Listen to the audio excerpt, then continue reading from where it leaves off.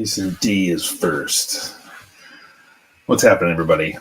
It's Ma.K here, aka Gundamonium Works, and we are live. And a new project. So, yeah, finished up the 148 scale Macross Tomahawk, and then I finished the pilot and the base. The model was done, which is the base work, and so that's finished.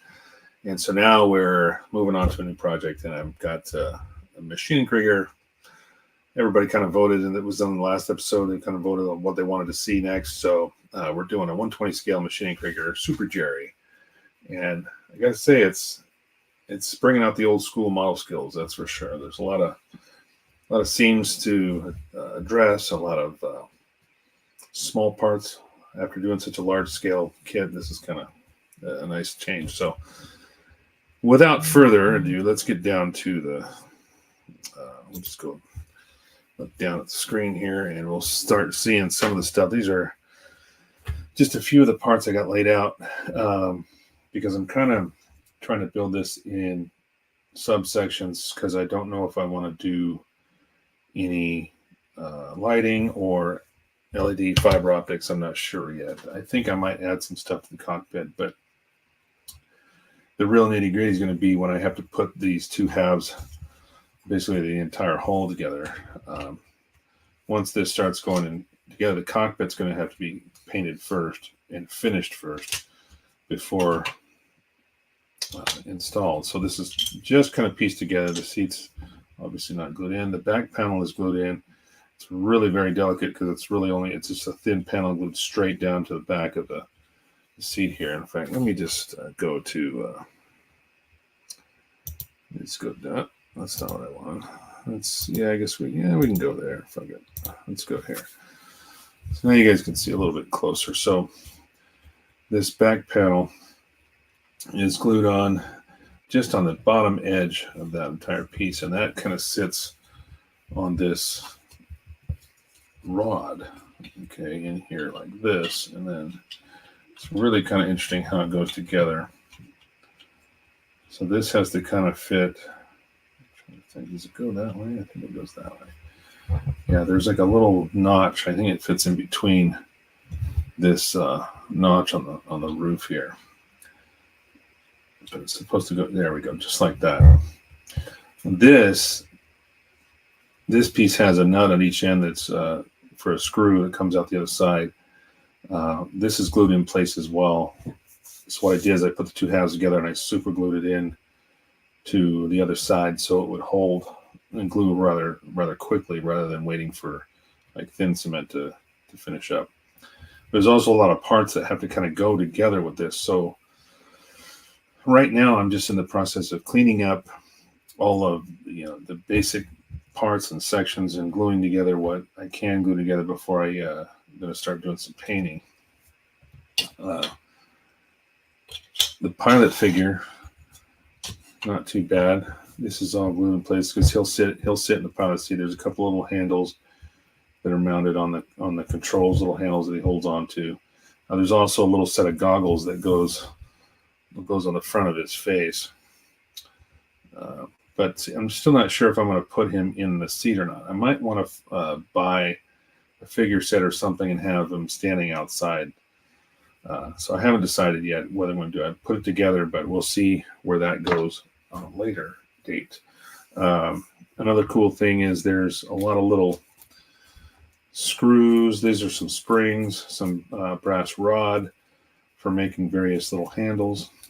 And there's a pre-cut piece of screen here that goes in on the back of this, which is in the back of the actual mecha, and it sits on top of this little piece of machinery here, and then fits. If I can get it to fall in place real quick, it falls right in here. Let me see if I can get this in real quick, just so you can kind of see. Where are my tweezers?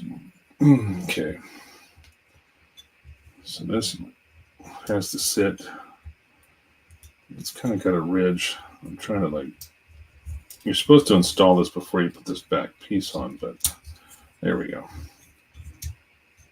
So that will go in just like that, and then that screen will be over the top of that, which is kind of a cool little effect. I like that, but I'll have to paint that and paint all those, you know, the parts under there first, and then install that afterward. Paint the screen and everything. Here's another little baggie with some wires, the screws, and then another bag of more springs. For some of these springs actually fit over some plastic pieces for like power cables and stuff like that. So it's got a lot of little cool things to it that came with it. There's also several runners that are just for the Super Jerry. So there's duplicate parts, like the bottoms of the feet. There's another piece on one of the runners, but I've noticed that they're slightly different here, and I'll show what I'm talking about. So if you look at, this was the original piece for the foot for the Jerry, and then this is the Super Jerry. So if you put them, the heel portion is pretty much the same, but the toe is slightly shorter on the Super Jerry. See that? Just slightly. What's up, Nick? And Jason got a question. I want to see camera setup you're using. I actually only have one camera, and I'm actually borrowing it, but I am going to be purchasing my own. There's a friend of mine that I work with that's letting me use this. It is the Insta360 link. I'll show it to you right here.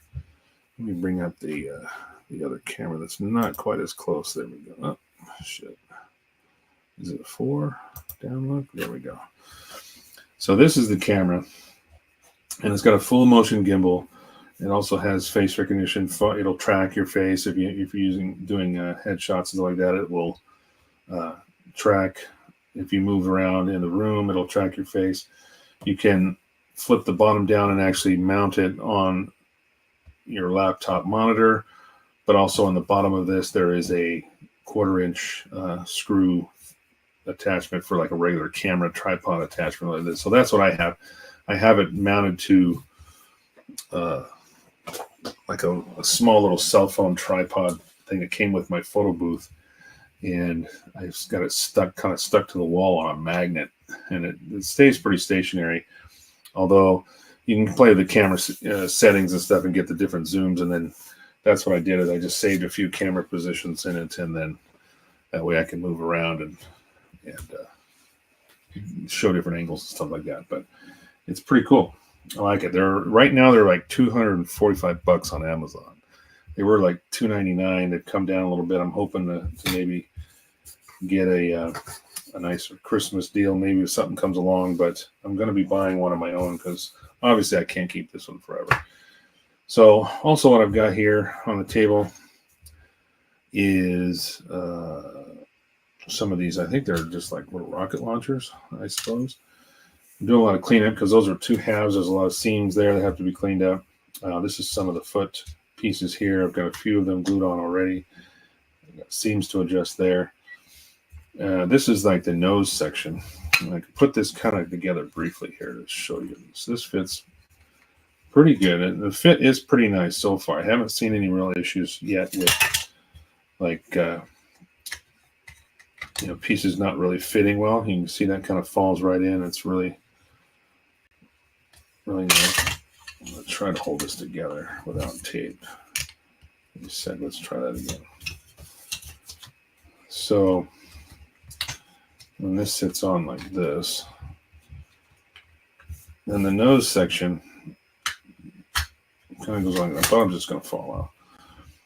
But there's like a camera assembly up here in the front, and I was wondering, there was actually a nice big gap, and let me zoom in and show you.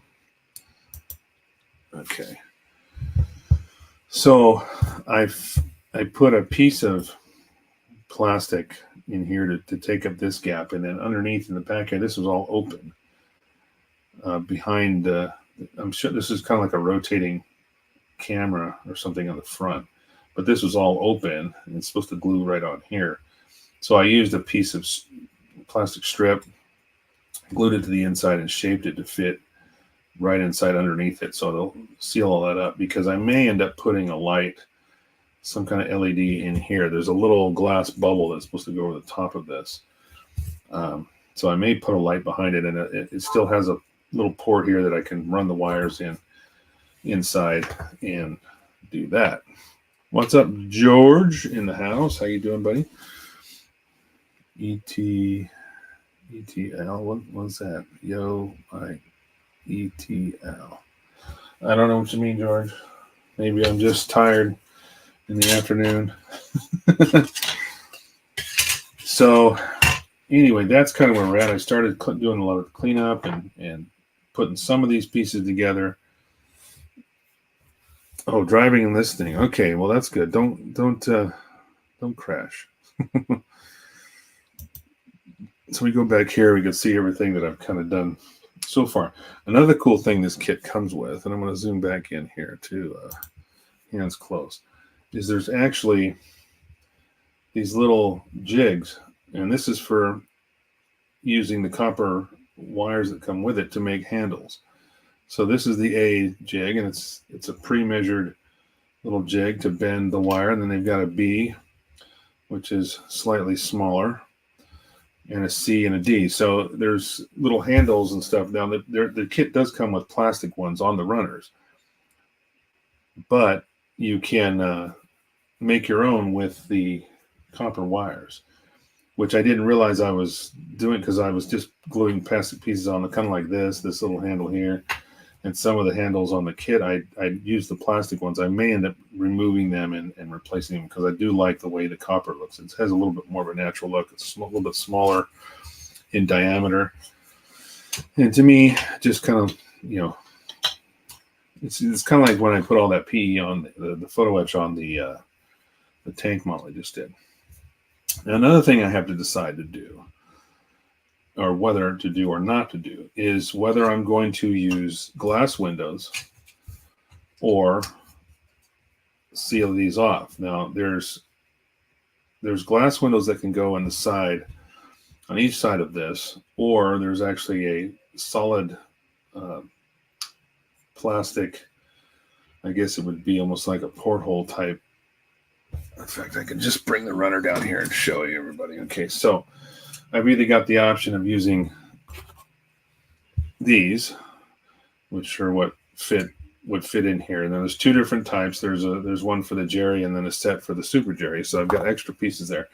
But then there's also these panels here, and those would seal that off. And then there's also a hatch which would cover that up completely. So there would virtually be no windows on this. So it's like, do I do that, and do I put the pilot figure in the seat, or do I stick with the glass windows? That way you can see inside, and then of course paint the cockpit up really nice, and maybe do some fiber optics or something like that. That would just make this a little more complicated, but I haven't decided yet. What do you guys think? Would you rather see glass windows, be able to see inside, or more of the, and in fact, there's actual, I can do this. Let me just bring up, there's a card that came with the kit, and this has some different like paint schemes as well, but it also has in the different variations, but it also has like this version here has the glass windows, you can see, and then this one has the completely sealed cockpit with the steel panels, or whatever you want to, whatever it's made out of, completely sealing up the cockpit. So windows and fiber optics. Jason says windows and fiber optics. Of course you would, right? Anyway, yeah, I'm kind of leaning that way too. I just need to figure out, this is what this process takes a little longer, because I got to figure out where to run wires, where to store a power supply, if any. I've been pretty creative with some of my electronics lately, and I've been able to disguise wires in plain sight, kind of thing, like cables and stuff that would normally be visible. I'm actually using those as power cables, and then running wires under the base or something like that, and powering it under the base. So I may try to figure a way to do that. I may have to do something with the feet, if that's the case, and go at the bottom, because there is some little, I might be able to, in the leg structures here, I may be able to disguise something or hide wires that way. I'm not sure yet. I have to start building these sections to be sure. Wanting to vex your soul. Right. Well, I'm all about what the people want, right? What do the people want to see? So anyway, I'm going to continue doing some cleanup here on these parts now that we've got the show and tell essentially out of the way. I have two that's for the feet. I gotta leave that there. I have two packages in Hobbylink Japan that are waiting in my personal warehouse to be shipped. I'm waiting for the Max 172 Max Battoroid to release, and then I will have everything shipped over. And so yeah, we'll do a really good show and tell when that comes around. Now, George said that he is driving and listening. Hey, Ron, good to see you, man. You like the glass more, the cockpit look? Yeah, I agree. I think I'm leaning that direction too, as far as the glass windows. It just, I have to. It's part of the, being that this is like actually almost like a compound. There's three seams there, or three or four seams. You got this one across the top here, which is fairly minimal, but the bottom section has a really large seam. And of course, once this is together, I've actually put all these pieces in here with the cockpit and everything, kind of held it together. But you can see this massive seam that's got to go along the bottom edges here. Some of this will be pretty easy, like these two across the back. Those fade away pretty good because they're right on the corner, so it's not as hard to disguise those. But this is going to be a tricky little seam to fix because one of these goes right around this little bubble. And then there's also the bottom of the cockpit. If you look at this and dump the seat out here, the bottom of the cockpit in the back, there's some like engine greebles there built into the mold. Well, those are visible through this little port here. Oop, I keep going backwards.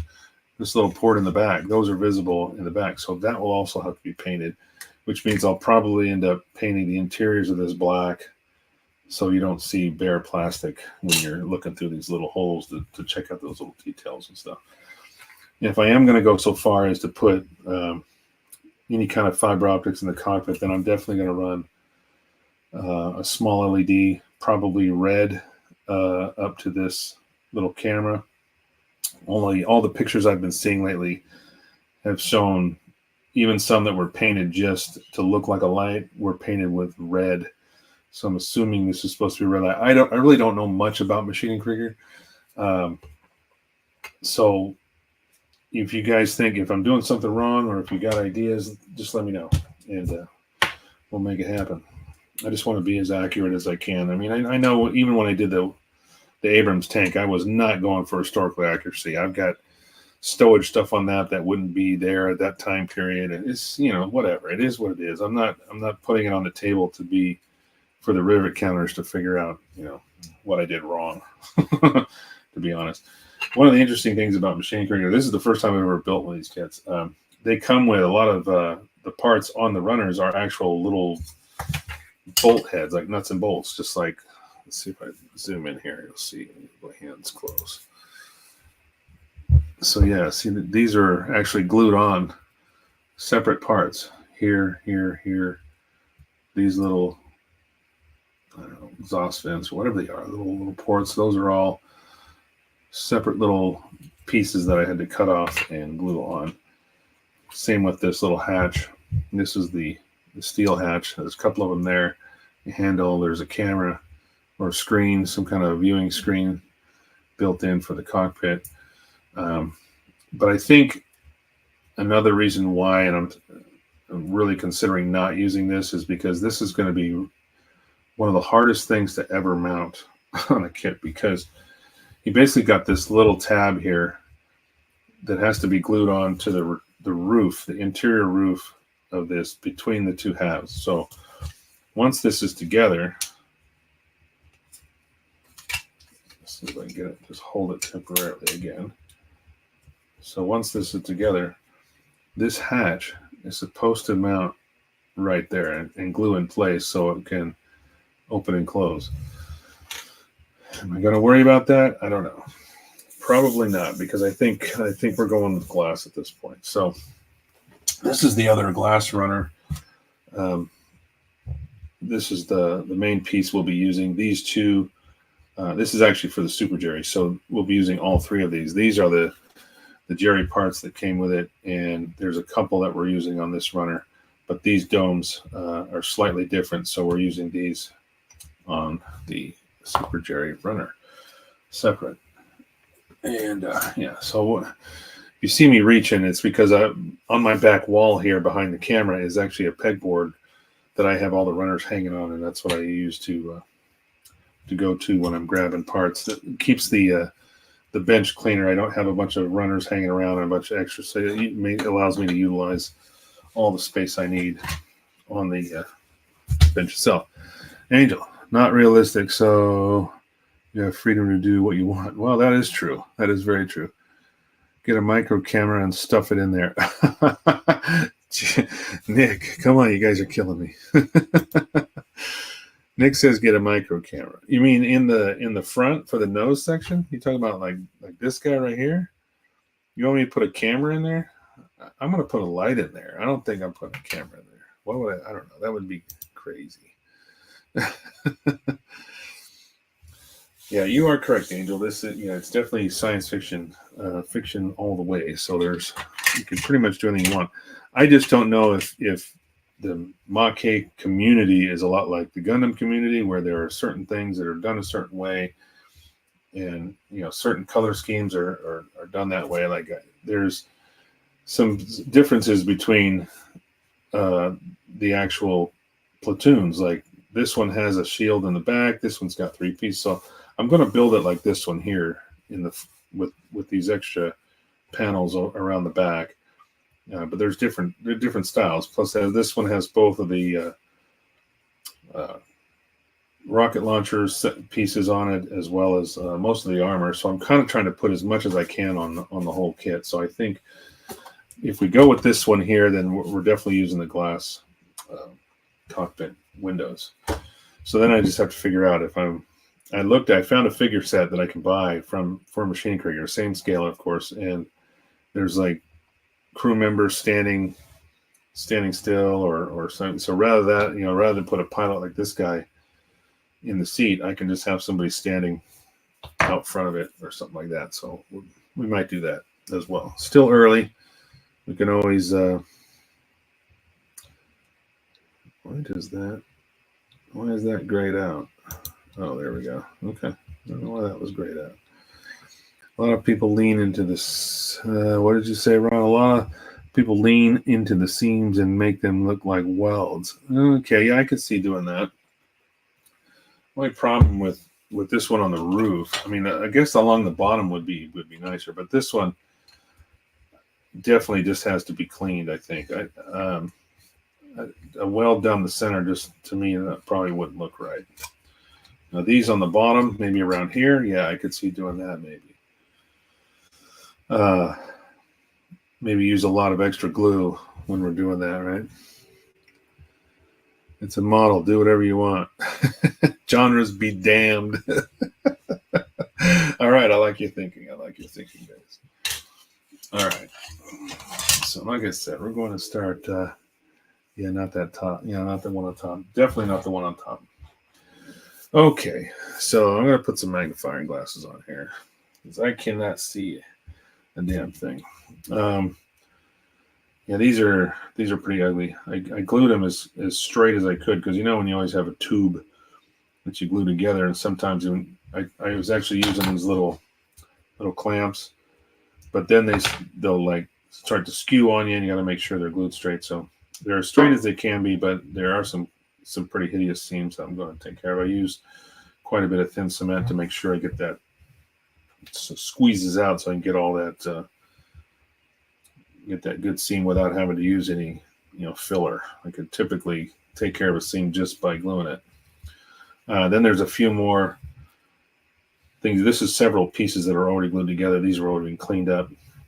But then there's 3 tubes that go around this, and then a couple extra pieces that are mounted on there as well. And then those will go on each side like this of that of the cockpit. So there's this piece was glued on. There's another one. I actually had to eyeball this one because the left-hand side has a welded circle that's specifically for that location.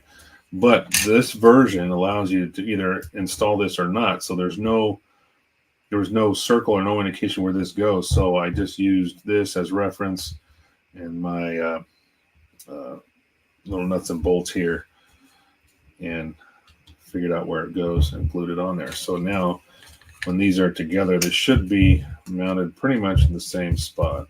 Better be stuck on there now. So this one goes here and this one goes here. There. I'm going to turn that. So yeah, that looks pretty straight. Looks pretty straight across to me, like right here. You're looking at the angles. That's what I was trying to get. Trying to get it as close as possible, even though it's kind of hard to eyeball it.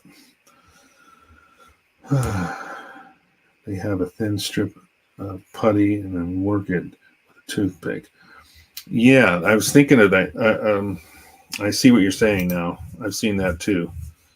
There was actually quite a few welds like that on the 148 Tomahawk. If you guys remember that, there was a few beads of, like, it looks like that was probably what they did, just using to make it look like an actual bead, weld bead. So anyway, let's get started here. I'm just taking down some of that glue, just a little bit, and then I'll sand the rest. There's also a detail strip that goes around each, there's 2 of them, and that's basically where it mounts into the piece. But I've got to deal with the seam that goes across all of those and those edges too. So it takes a little bit of extra time. If it was just a straight tube, it'd be pretty straightforward and easy. But I want to be able to sand that without losing the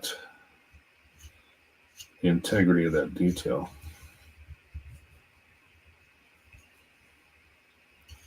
So Ron, would you say using like epoxy putty would be the way to go? I mean, that seems like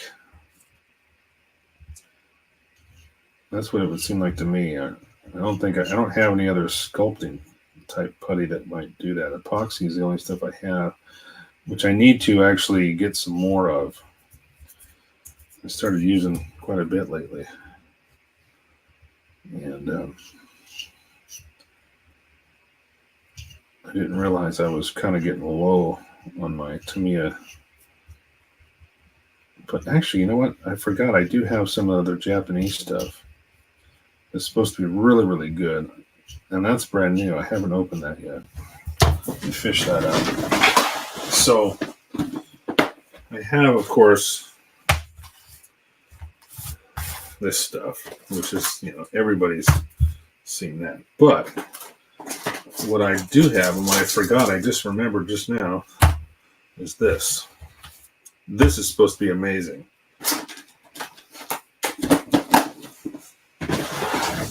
So, or to me, yeah.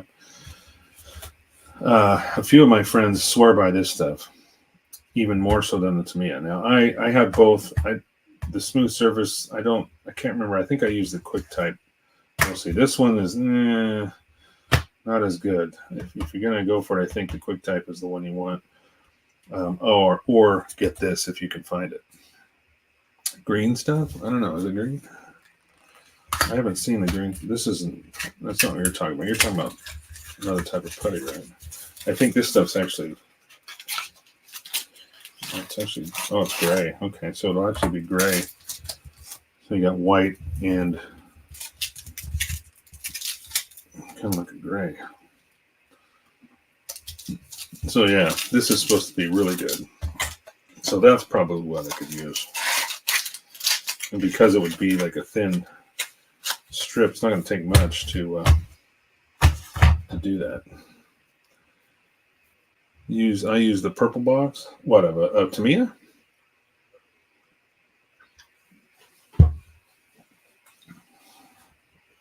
Is that what you're saying, Angel? Is it the same? Is it a Tamiya brand, but it's a purple box? Or is it this one?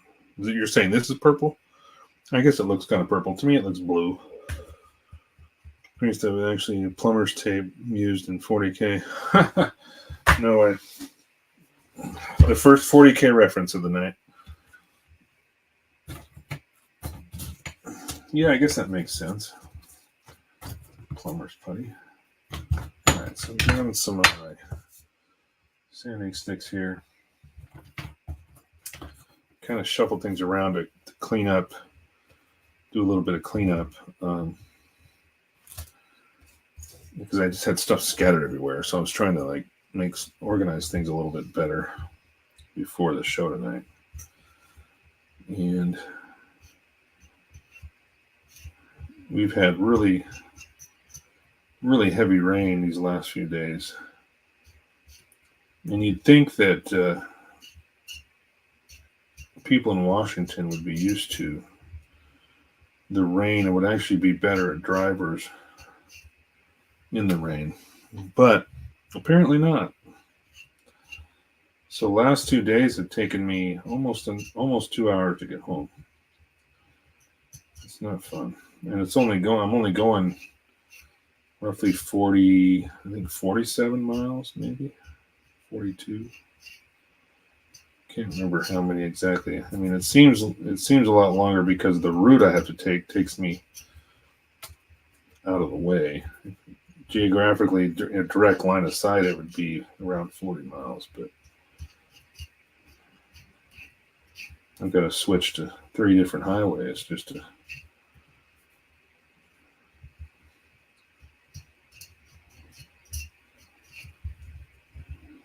get home.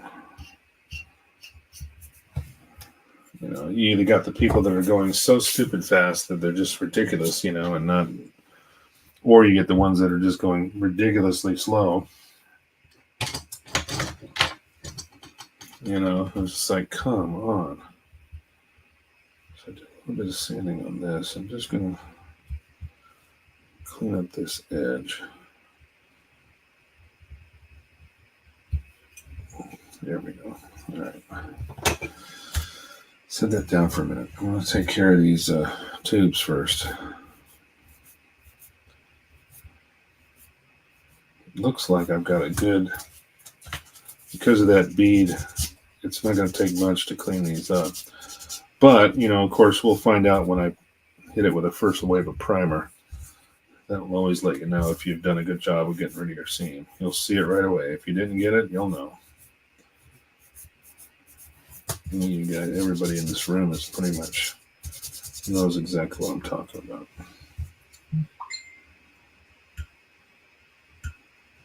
So, who's pinging me? Somebody's pinging my phone. Let's see.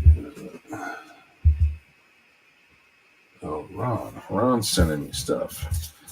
Sending me links to the putty you're talking about. We're going to have the same issue today. Yeah? Are you guys getting it bad over there on the east side of eastern Washington? We're getting it bad here, that's for sure. It's been really bad. And today what actually wasn't as bad as far as rain totals, but traffic was still pretty stupid. But the day before, oh my God, it was horrible. It was coming down so hard, and there was times when I was going to work that my wipers just couldn't keep up. They were going as fast as they possibly could, but it was so much water on the windshield, it just wasn't going away.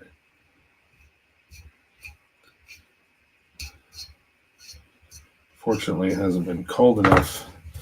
I mean, it's been cold, it's just not raining when it's cold. So now, once it started raining, the temperature came up, and we didn't have any freezing rain or anything like that. It's been in the 40s and 50s, but it felt like today, it was like toward the afternoon, it started to get colder. So we'll see what happens overnight. When it gets icy is when it gets kind of crazy. I mean, then I can understand people going slow, but gosh, it's just a little bit of rain, guys. You can get over it. We actually had some flooding. Not didn't affect my commute or anything, but there are some areas that have had to close roads because of flooding.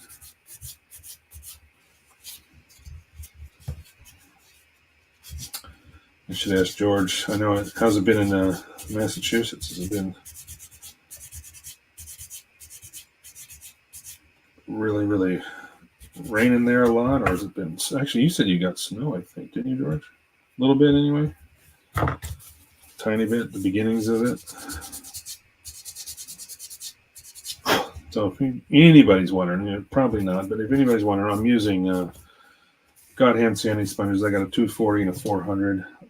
This one's a rather thick one. This will take off material pretty quickly. I'm using the thinner of the 400. I also have the thicker one, but to kind of finish these off, once I knock down that seam enough with the 240, come back over it with the 400, and that gives a nice little finished surface there. You can't even see. I mean, the seam was right here. Looks pretty good. I know you got access to hyperbaric windshield coating. To hydrophobic windshield coating. Oh, I know what you're talking about. You're talking about like Rain-X or something like that? Because if that's the case, you got to be careful. Here's why. Especially with a lot of newer cars. All these newer cars have pre-collision cameras mounted to the glass, and they are designed to function under a certain type of clarity through the windshield. And if you put a coating on your glass, it's rare, but it can happen where it will cause the cameras to not be able to read exactly the way they're designed to, because there is a coating on the glass. So I typically don't use Rain-X, only because I have a pre-collision camera on my car. Especially the new eyesight systems that Subaru uses, they're ridiculously sensitive to stupid stuff like that. So we just typically don't recommend it. I mean, most of them are pretty safe, don't get me wrong, but when you're dealing with it from a customer point of view, and you're dealing with customers who are coming in going, my eyesight doesn't work, or whatever doesn't work on their car, it's not working properly, and find out they've got something going on, or they've modified something and changed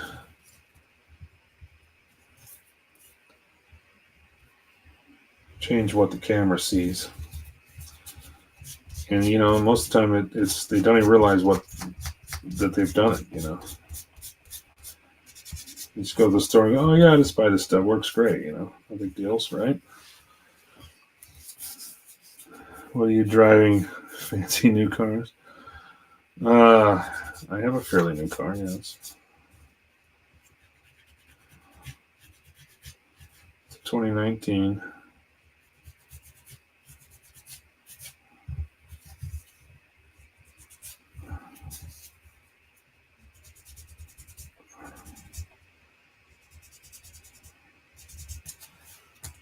It's all right. Most of the new cars are going to have that stuff anyway. It's going to be mandated for safety standards to have pre-collision cameras and stuff like that. So you're not going to have a choice. When you buy your next car, that's just what's going to be. It's going to be that way. Customers love to lie. Oh, we know. I've been doing this 30 years, Jason.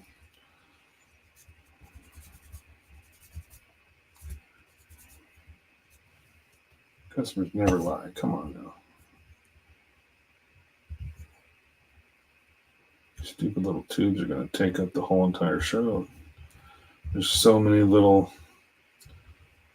surfaces I'm trying to preserve as at the same time, but sand it down. That's pretty good. I might take actually I've got a small little, you know what, I might be able to use my half round of these diamond files just to kind of, I'll probably go in and paint these black and tear it inside anyway, but the part you can see, there's a little bit of a seam that goes on the inside. I'm trying to knock that down a little bit just so it's a little less visible inside the hole. Just drawing old school. Hell with the technology. Yeah, I know. I would agree. But the problem is that car manufacturers or government kind of forces you to develop new systems, new safety systems. So each manufacturer has to come up with their own design, and it's just the way it is.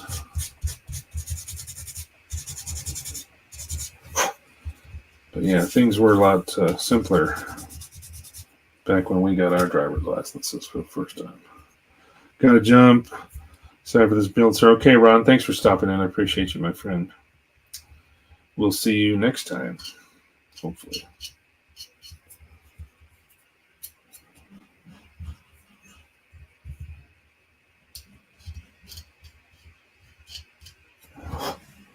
So Jason, is that the same one I'm thinking of? Let's see here. Come on. Oh, yes, that is Jason. I was wondering if that was. He was talking to me earlier today.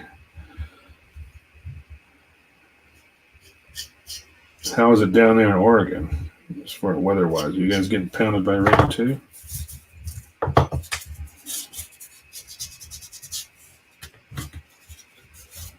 Oops.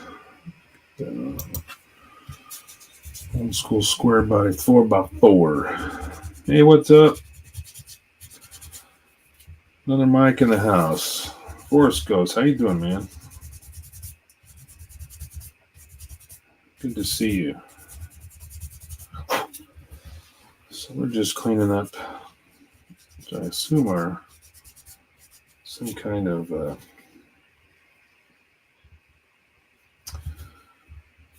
rocket launcher or something on this Ma.K kit. There's a cluster of 3 per side, and of course all of them have a seam right down the middle. So that's what I'm doing right at the moment. Doing okay, man. 35-inch tires. Good Lord.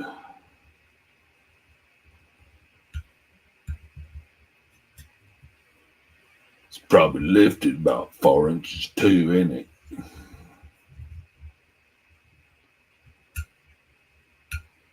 I don't need something that big. Although, I don't know. We'll see what happens. I might keep this car. I don't know. I'm kind of enjoying only having one tarp in on it at the moment. So,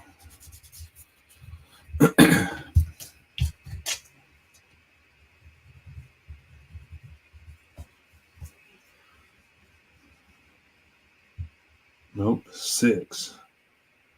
Well, yeah, yours is 6. Oh, that's right. I thought I was talking to Jason. I'm sorry. I didn't see the name who commented. I thought it was Jason talking. It was Angel. Yeah, I know your truck is that high.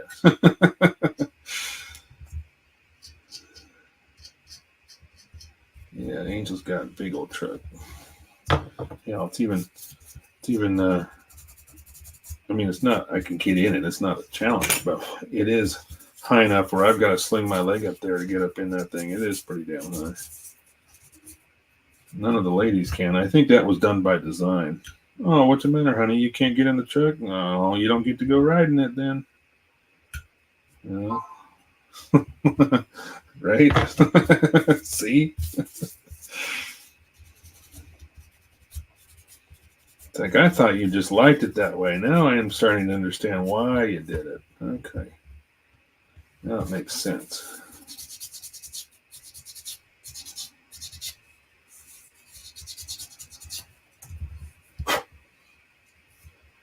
Yeah, so far so good. I got one down. I'm on the second one here. I've got 6 of these to do.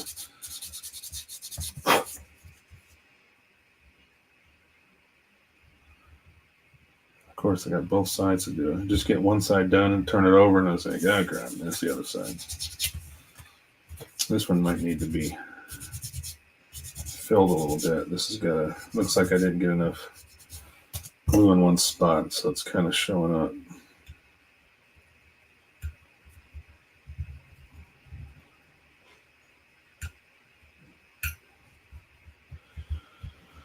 You're a mechanic buy an old car, needs love. I'm rocking a 03 F-150. Got it for $500. Yeah, well, the car I'm driving, I got when I was working for Lexus. It was during our master lease program.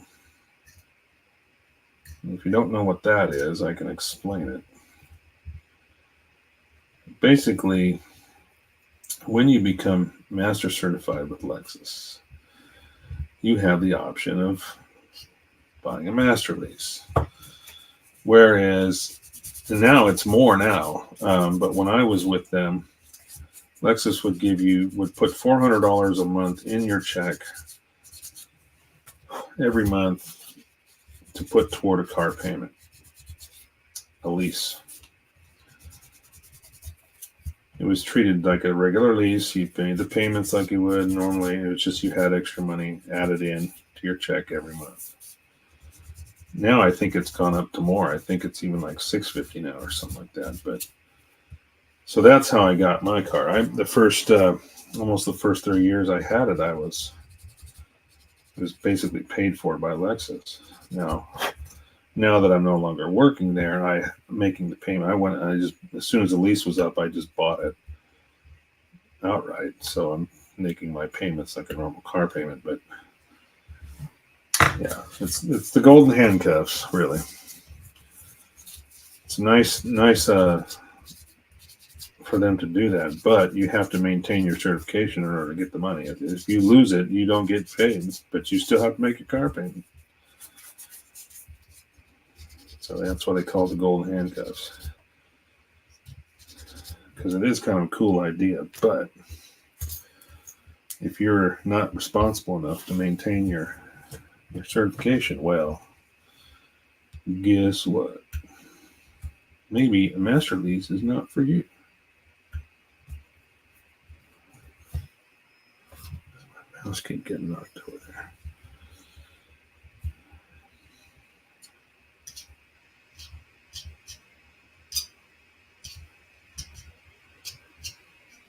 So Jason and I worked together a long time ago. Gosh, how long ago has that been? Has it been 20 years? I'm trying to think. When's the last time I worked for Mitsubishi? If that was Ontario Mitsubishi, that would have been in before 05, because in 2005 I went to Granitize for a year, and then I went back to Mitsubishi, but then they were bought out by John Elway. The Toyota store across the street bought them, and they closed up shop.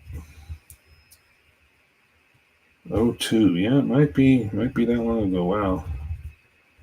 So yeah, it's been 20 years. Holy shit.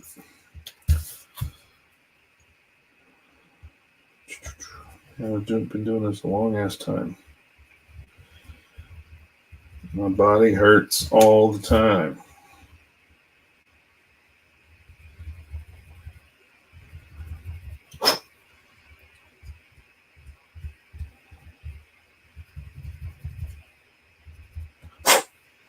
Right.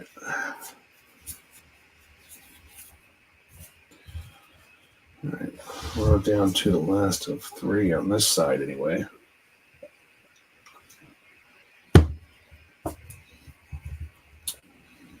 Just taking off a little bit of that extra bead.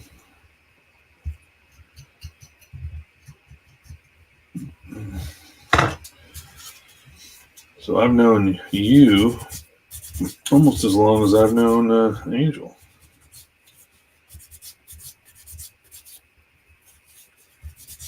I met Angel when my daughter was born, so it's easy for me to figure out how long I've known him.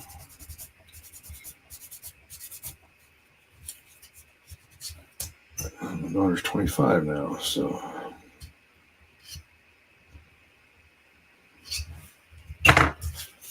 So anyway, Jason, did you answer me about the weather down there? Is it you guys getting pounded by rain in Oregon?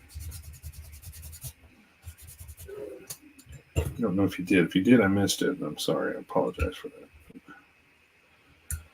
Trying to keep popping my head up and looking at the chat, make sure I don't miss anything. Sometimes when a lot of them come in at once, I can miss one by accident. I think you had kids when oh, you must have. Well, yeah, if it was in 02, then I did, but my daughter was born 1998. The one I have with my wife, I mean. But when I was married to her, I mean, she had 2 previous, from a previous, so I had kids before that too. Because when I met her in 96, and she had her 2 kids from previous, so yeah, that seems not going to go away. I can't really feel it, but I can see it. And I think once I prime that, it's going to show up. I'm going to have to put a little bead of some CA on there. Just not happy. That one, though, it's right at the edge of the tube, too. So it's right where, of course, the hardest place for it to get glue. Oh, well. Y'all old. Yeah, thanks, Nick. How old are you, if you don't mind me asking? If you don't want to put it in the chat, I understand. But don't make me tell you to get off my damn lawn. Get off my lawn. Old man sitting there watering that strip of grass where your boat used to be, And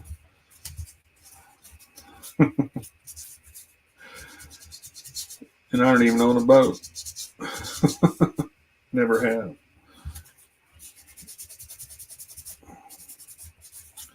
$36. Oh my goodness. Actually, that's not too young. You're starting to feel it. After 40, man, it's just patch. So just get ready. You're getting there. You're almost there. George, of course, he's, I think, I don't know, is he older than Angel? No, Angel is probably the oldest, I think. George is only a few years older than me, so he's still in his 50s. But he's close.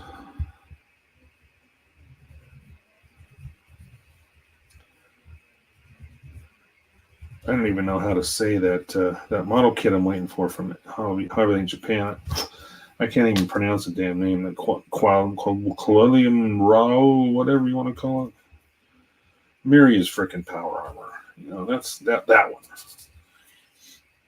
That's ready to go. That already released, but Harvey in Japan said that the Max Battleroid was also a December release, so I'm assuming that somewhere along the line here it's going to release next week or so, I'm hoping, and then I can ship it all together. Just go to the gym, keep your strength up. It helps a bunch. Go to the gym. How about now? You said you were getting rounder. Well, that makes two of us. I'm still growing. I'm just growing out, not up. If anything, I'm getting shorter. Compressing in my old age.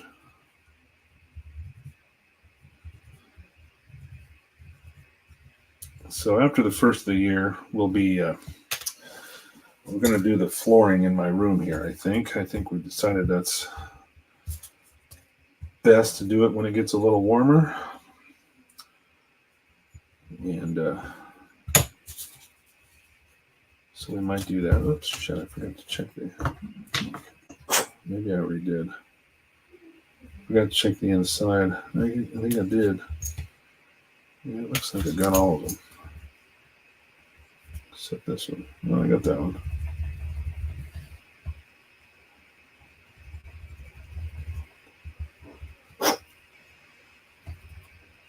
These are the same diamond files that I picked up from Harbor Freight. I bought them originally for filing off little burrs on photo etch. Diamond files work great for that, but they're also good for little stuff like this because they're a fine grit. It's not very aggressive. So you can kind of get in there and look at it. How much older than me are you? Well, I don't even know how old you are, Jason. You're going to have to tell me. We already talked about it. We already know how old Nick is, or how young he is, I should say.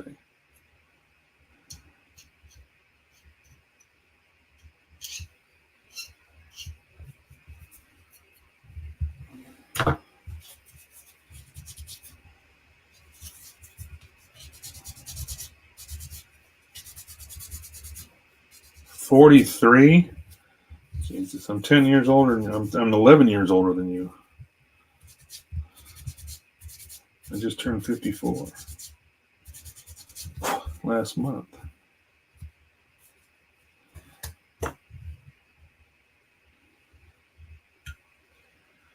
Bunch of young pups in the house.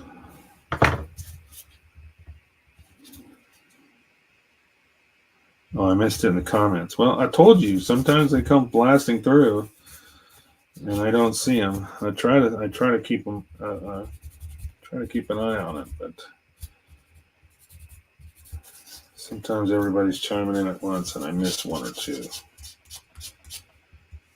I apologize. I can't see both, but every few seconds, I try to take a peek up there, see if there's anything new.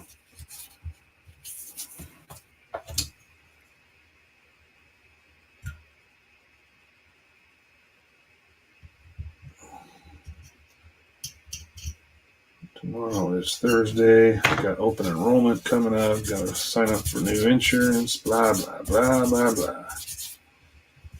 All that fun stuff.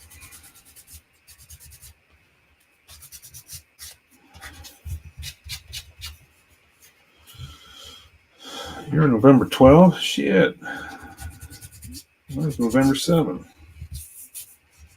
That's cool.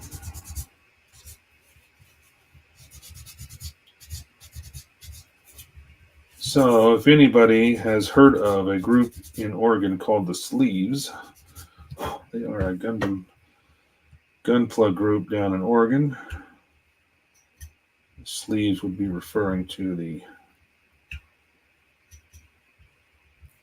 sleeves of Xeon, if I'm not mistaken.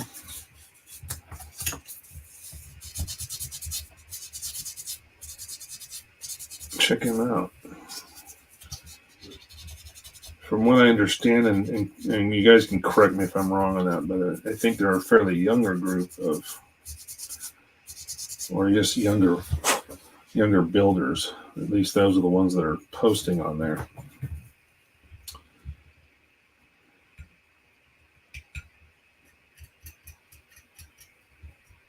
So good for beginners. Good for people that just might be breaking into the hobby and want to talk to somebody they can identify with.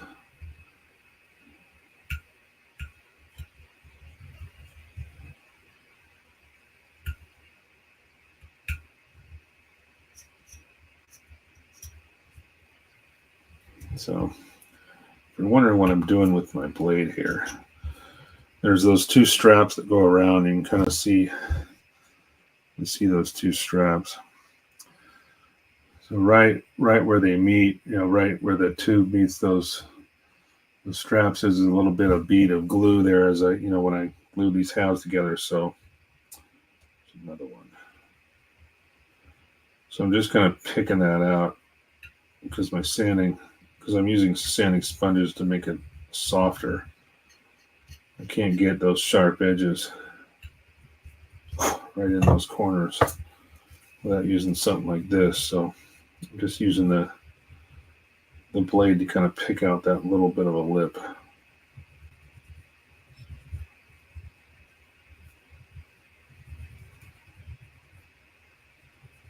And we can sharpen up the edge with this hard stick. These are the wave sanding sticks. Like the pointed two-sided. I showed you live stream there. They try to get you more eyeballs. Well, that's cool. Thanks, Jason. I appreciate it. I really do. As I've been doing these for a little over a year now. Time flies. And since starting the YouTube channel and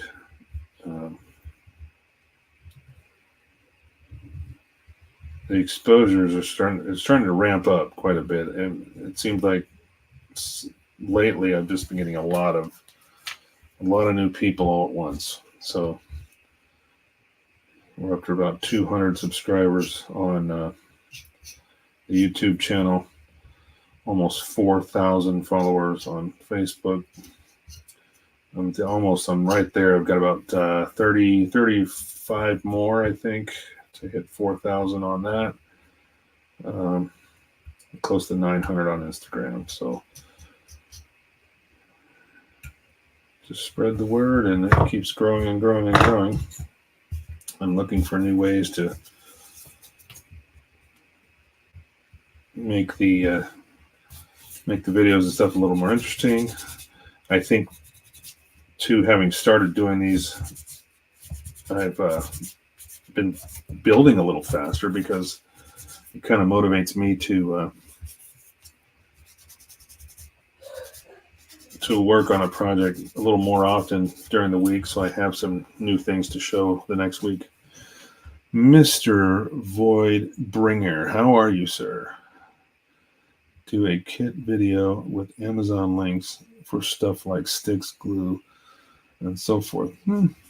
Very good possibility. A lot of the stuff I buy, or I have bought stuff on Amazon, and that was Tim's old list. Tim Harkin's Child of Ma.K.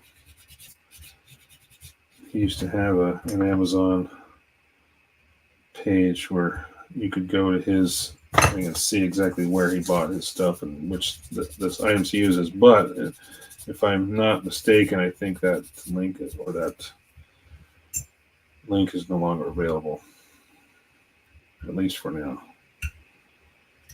because he's kind of been on a long hiatus. So not sure if that had anything to do with it. Wow, that one's got a nasty line. Some of these, the seam line shows up like it's actually a fairly really see the line, but I can't tell if it's just a stress mark or if it's an actual seam. So I may have to come back once I hit these with primer. I'll be able to see that. It's actually see this one. There's a line right there. I've sanded that down, but I don't feel it with my nail.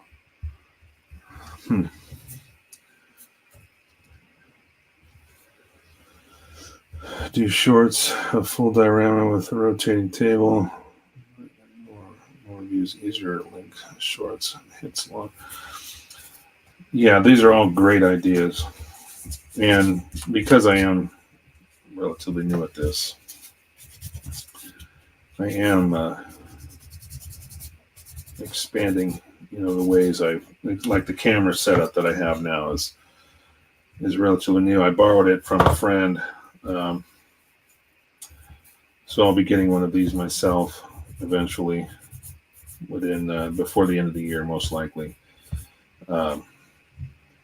Yeah, just stuff like that, and using, changing up, making the videos and stuff nicer by having the multiple camera angles and stuff like that is a plus.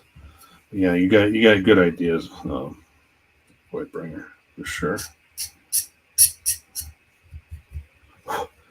And eventually I'll get to the point, I think, where I'm not going to be doing just nothing but lives. There will be some pre-recorded shorts or demos, stuff like that. But again, this is just a hobby. I'm not making any money at this. It's never my intention. But I'm trying to evolve as time goes on, and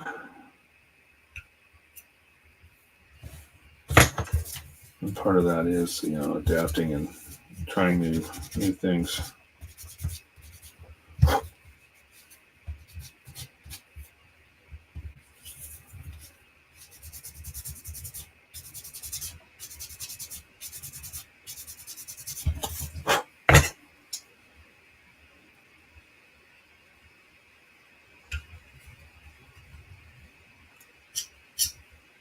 Gosh, there's a seam on both sides of this one. This must have been the last one I did, because yeah, that one's definitely got a seam. All right, so he's gonna have to take a little bit of filling to be done on these. Can't get them all perfect.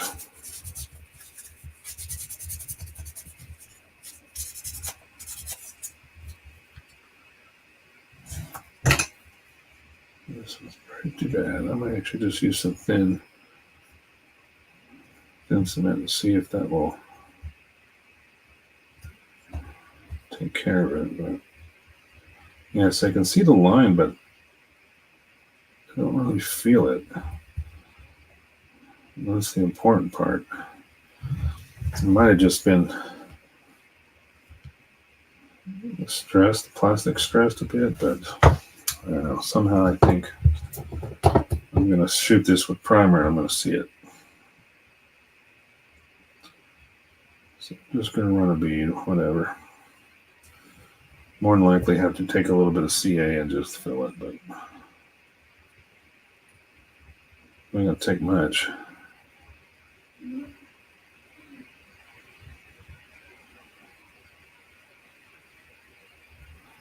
All right.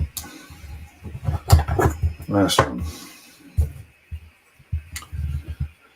If your hobby pays for itself, no one can tell you shit. That is true.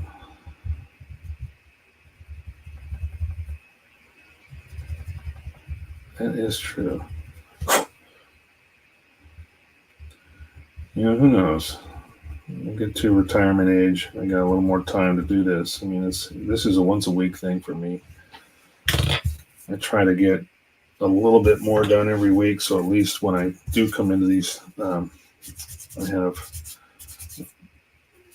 a little more progress. There has been times where I have canceled a live stream just because I just didn't have anything new to talk about, and I didn't want to. It'd be like me coming in next week and doing nothing but these stupid tubes for another hour and a half. It's just like that gets a little boring. And as it is, I mean, I've already been doing this for over an hour. I mean, we were talking about other stuff too. I didn't just dig right into the sanding, but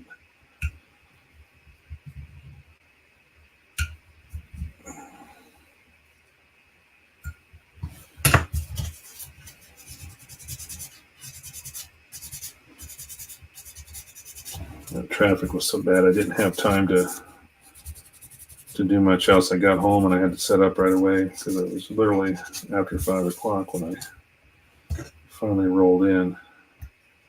I leave work at 3:30 every day, so.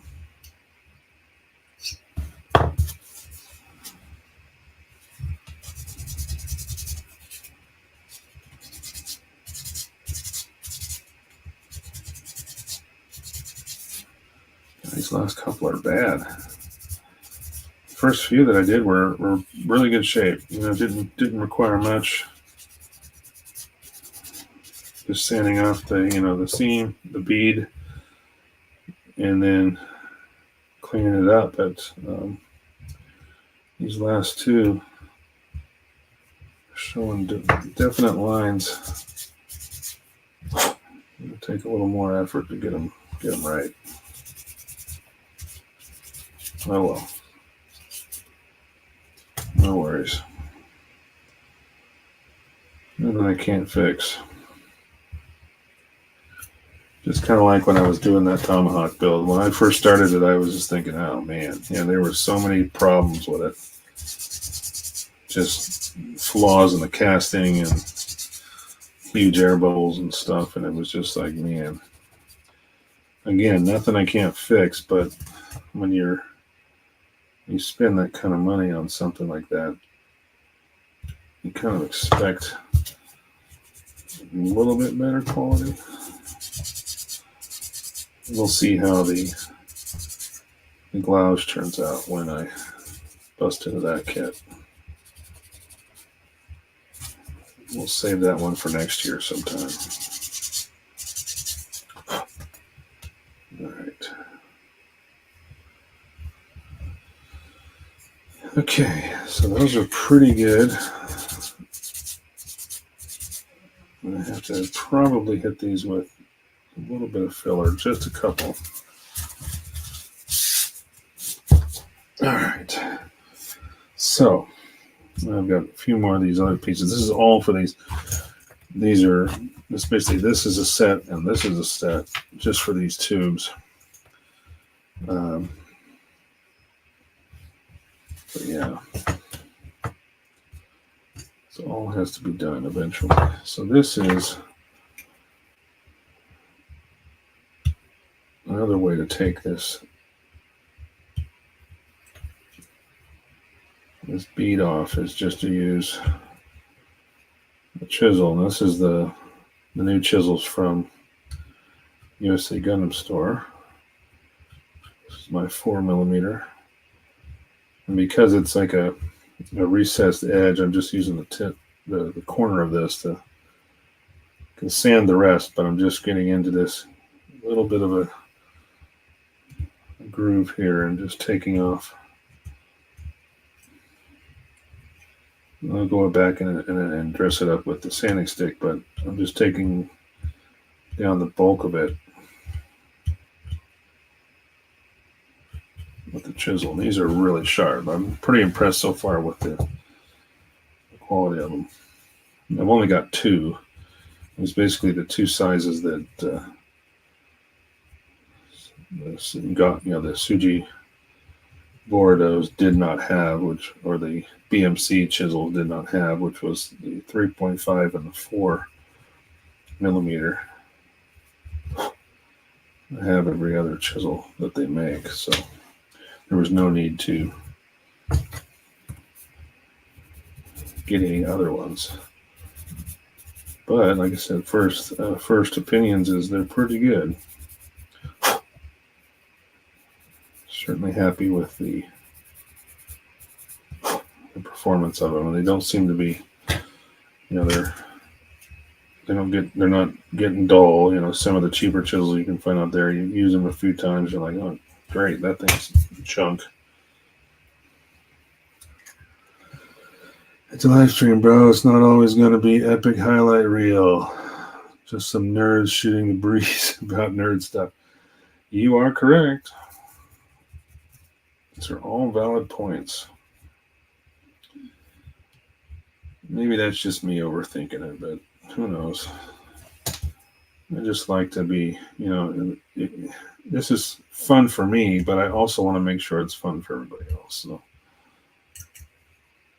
it's not just about what I'm doing, it's about the process and sharing with people, the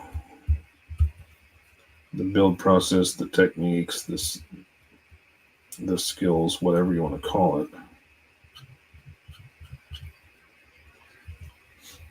But also, there's got to be, some value in it in order for people to want to tune in. So that's all. I'm just trying to make sure there's something there.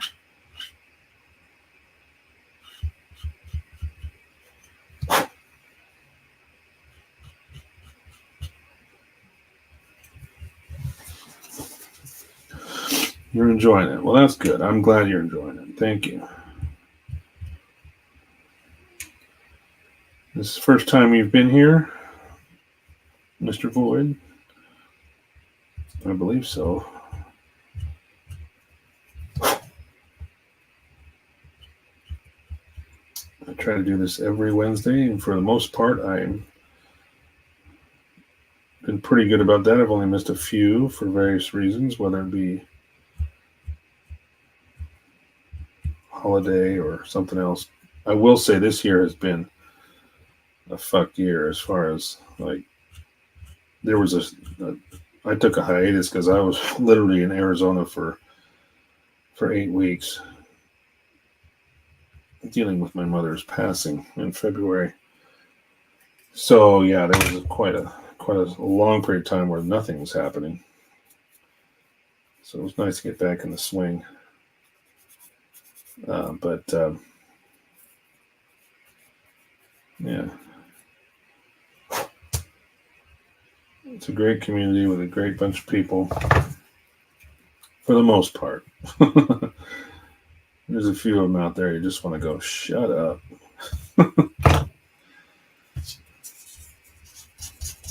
Roger that. Yeah, this was a really rough year. We lost 2 family members this year.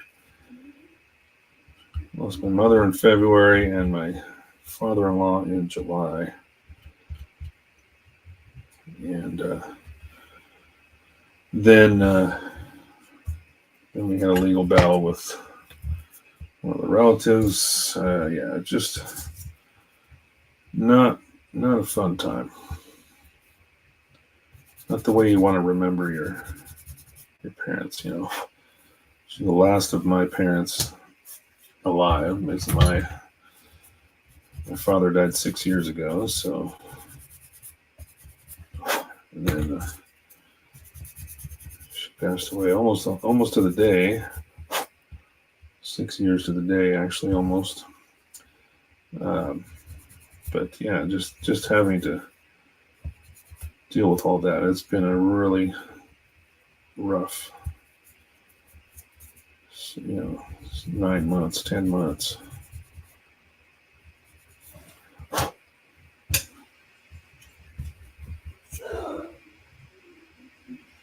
I'm the shut up guy. You go talk texting again.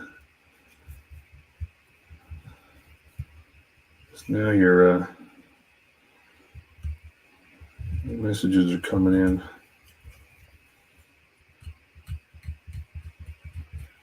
You were talking to me earlier, Jason, about talk texting and how you can send messages so much faster. True, but then there's that. And I go through this with my wife all the time. That's why I was kind of laughing about it, because she'll send me something and I'll give her a response like, what? Because it just completely gets jarbled in the translation. And rather than reading it first and correcting it, she'll just hit send. And then it's just like, oh God. And I've got to try to go through this, decipher what was trying to be said, because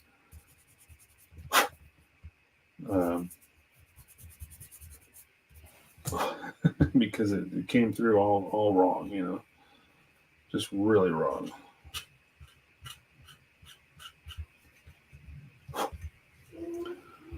Sorry to hear that's rough stuff. And that a couple years ago, yeah.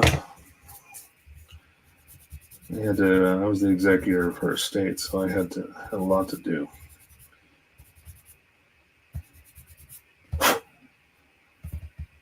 And it's just, that this is, it was dealing with the banks and still dealing with it. There's still stuff to be done. I still got to pay taxes on everything, and it's almost done. But as far as the legal battle is concerned, that is done. That has been resolved.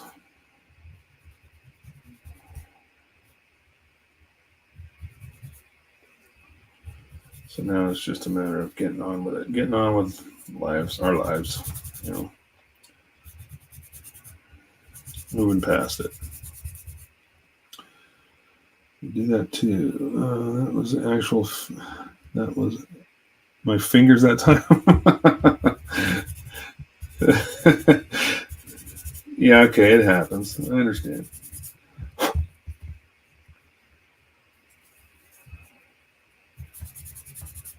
All right, we're getting up on time check here. Got about another 8 minutes or so. And it's time to go eat some dinner.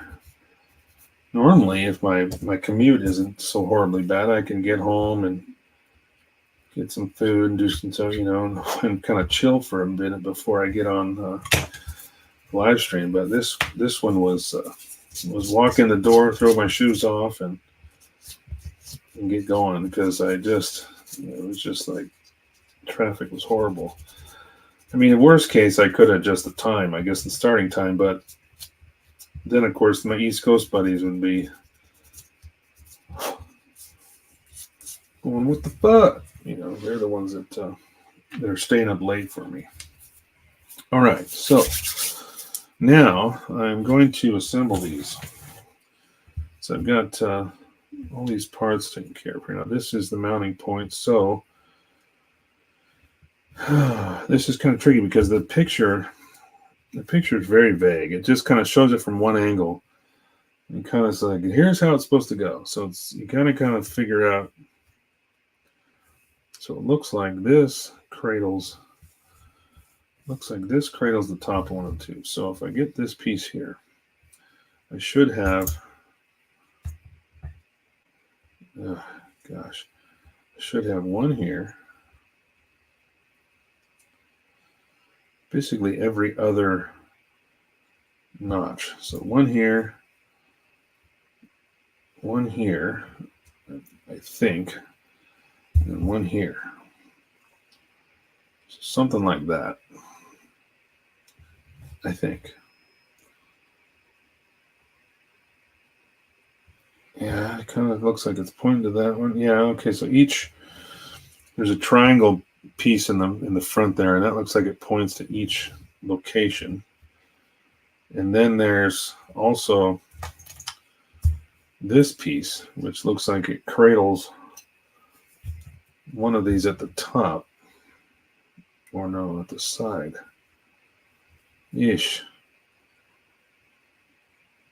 So if that's there, this one is here. Let me look at the drawing. The picture's not any help at all. Let me see if this picture has a better view of it.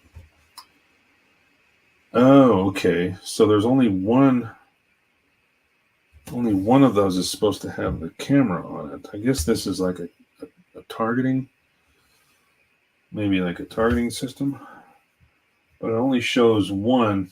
If you look at this drawing, you see this here. That one shows that piece mounted right on the top, but this side doesn't have one. So I guess I could.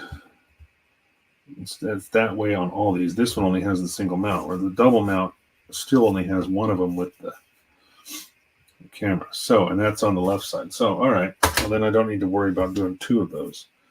But it looks like, oh, it's supposed to be in between. Okay, interesting. So this, oh, okay. Wow, that's kind of crazy. So this is supposed to sit basically right there. And I guess when we put these two other tubes on, I'm losing everything.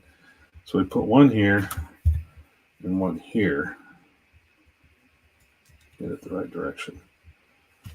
Then this will sit right like that.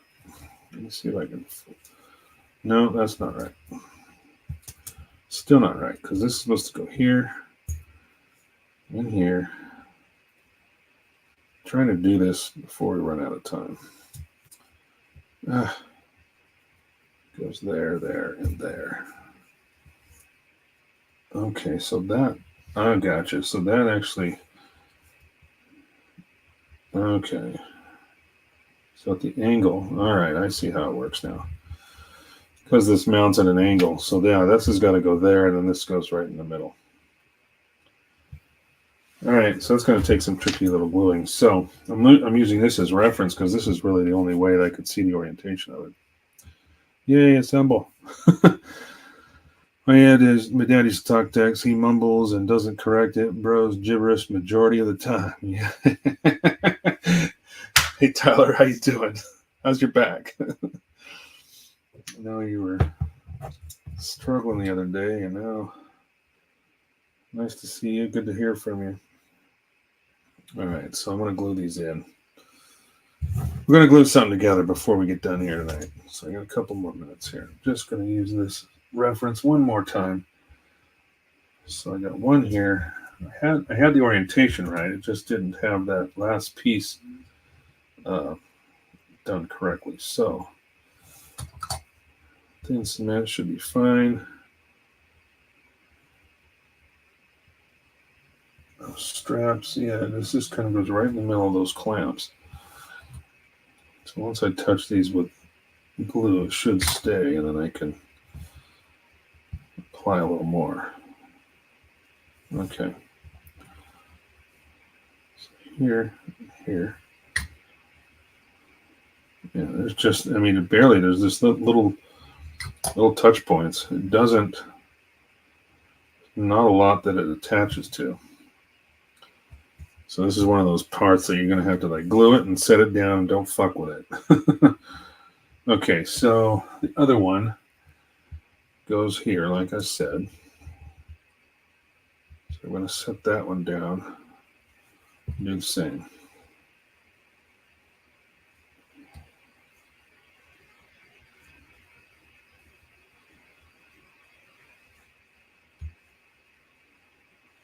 All right.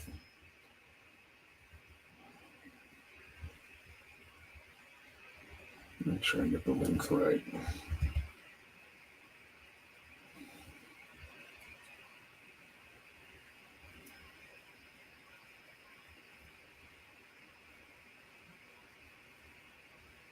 Get it there we go, right in the middle. Okay. All right, and then the last one goes on top, right here.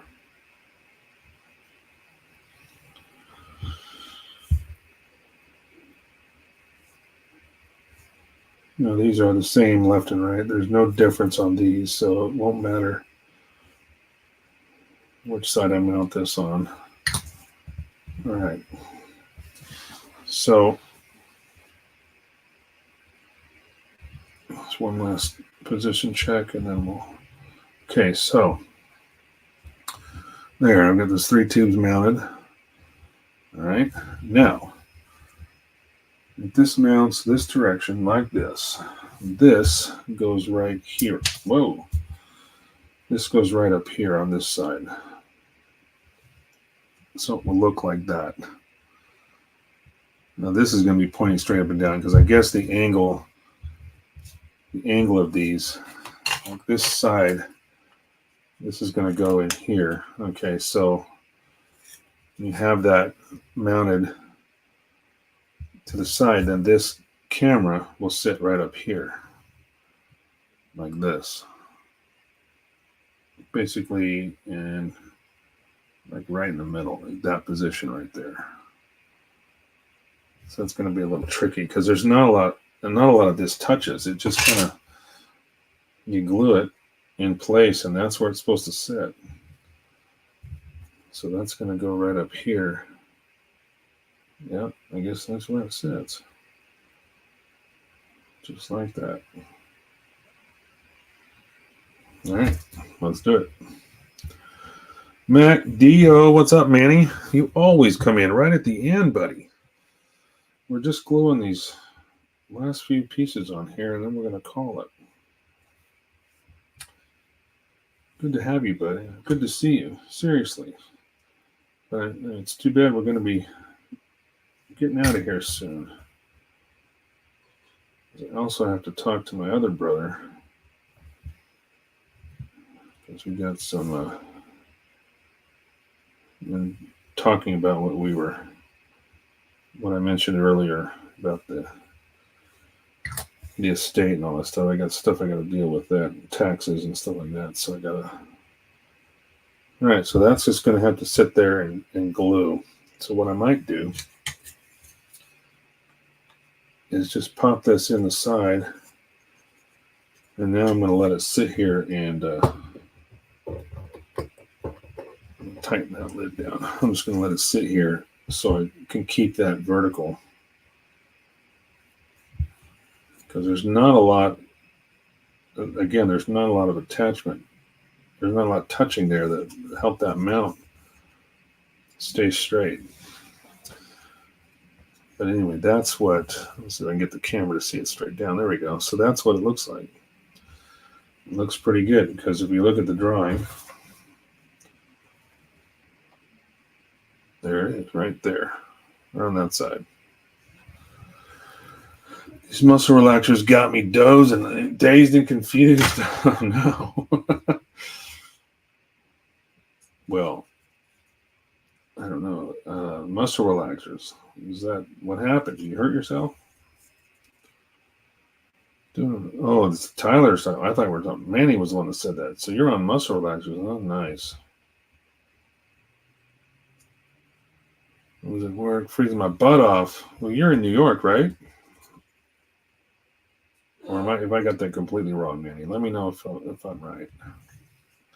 So I'm trying to just get this in a spot where I can leave it sit and dry. So no, that's going to be too hot. Well, maybe not. Maybe the side of the bottle. Yeah, that might. No, come on. I'm trying to prop this up where it sits vertical. Aren't you in New York, man? I don't remember. Oh wait, where's that piece go? Shit. Oh, that goes in the back. Okay. All right. Well, I can put that in anytime. There's one more piece here, I guess, that goes in the back. I missed that, but that's okay. That's easy to glue on. That's too short. Gosh, I'm trying to prop up just enough. There we go. Maybe that'll work. If I turn this like that. There. All right. Now it's level. Doesn't look level on your screen, but it's level. All right, friends and family. We are going to call this one a show. So let's switch back to this one. And Manny, you're in New York, right? I thought you said you were. Yeah. All right, boys and girls. Thanks again for joining in. I appreciate each and every one of you that comes in and hangs out with me every week. Do what you keep doing what you do. Be good humans. That's the whole point. And we will see you next time. I'm gonna keep plugging away here, and then hopefully start doing some drilling for the fiber optics and lighting for the cockpit. Once I get all these subsections glued together, and to the point where we can just start priming those areas like the feed and the guns or whatever, and and then I can focus on the cockpit, because that's going to have to be painted and sealed inside once it's done. So I gotta kind of do that all at once. So it's going to take a little bit of re-engineering as far as how the assembly goes. I can't just follow the instructions when it comes to that. So anyway, we will. Don't forget the micro camera. Be quiet. Nick. Take you guys later. Anyway, we shall see you next time. Talk to you soon. Be good.